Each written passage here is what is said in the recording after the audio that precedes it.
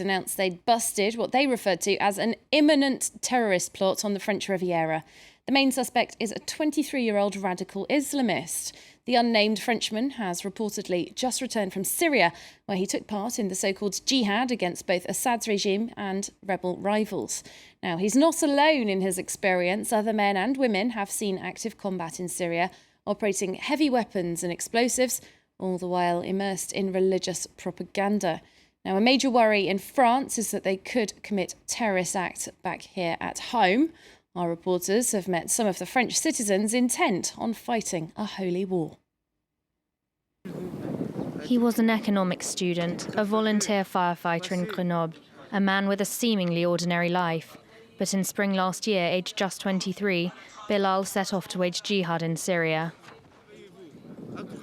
Join jihad, celebrate all that it offers, for its rewards are far greater than anything you will gain from fasting or praying.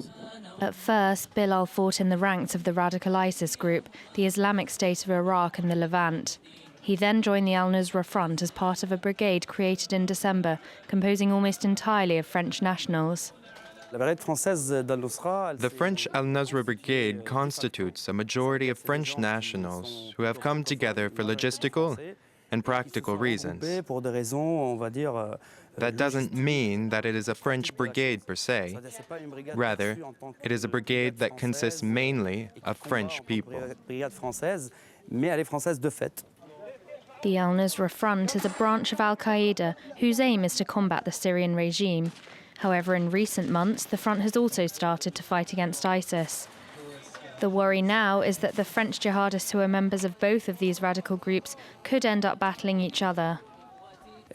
Indeed, it is ironic that originally all of these Frenchmen came to fight in Syria for the exact same reasons. But they have ended up in two very separate groups competing on the same territory. The French will end up killing each other, maybe not just yet, but eventually. Bilal was killed in mid-February during a clash in Homs, according to his comrades. Intelligence services say Bilal is just one of hundreds of Frenchmen who have come to fight in Syria since the conflict began. Black, white, North African.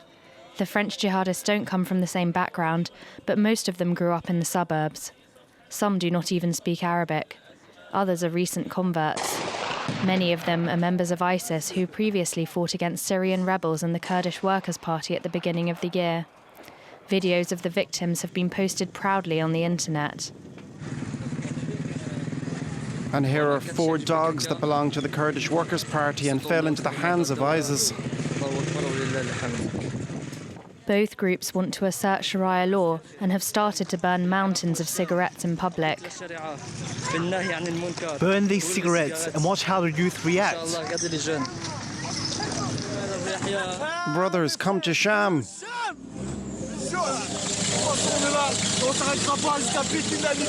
We are here to stay, and we will not stop until the liberation of Palestine. We will fight here in Sham, watching down on Jerusalem. The Sham region is an Islamist-ruled territory stretching from Iraq to Lebanon and through Syria. In order to attract militants to this remote region, the Islamists have to resort to modern-day advertising, the internet. The purpose of this video is to invite you, brothers, to discover the reality of the situation and to encourage you to leave France to make hijrah and join us here in Syria. Worryingly, these videos, which can be found on various social networks, have convinced many Frenchmen to wage jihad in Syria. They fight regularly alongside other foreigners, such as this Belgian, Abu Omar al-Baghihi, who joined the Islamic State of Iraq and the Levant. He filmed this video in close proximity to the fighting. We need to protect ourselves from the bullets and the shells that are being fired at us by the enemy. We're fighting this war because we want to assert Sharia law. They're coming towards us in tanks and heavy artillery. There are many men. We don't have heavy artillery, but thank God, we have the greatest weapon a man can have. The weapon, an unshakable faith. a very radical view of Islam that has managed to convince more and more Westerners to come and fight in Syria. Very few come out alive.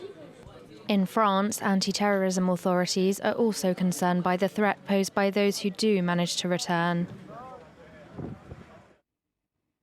OK, well, let's give you a check on all the top sport headlines now after an action.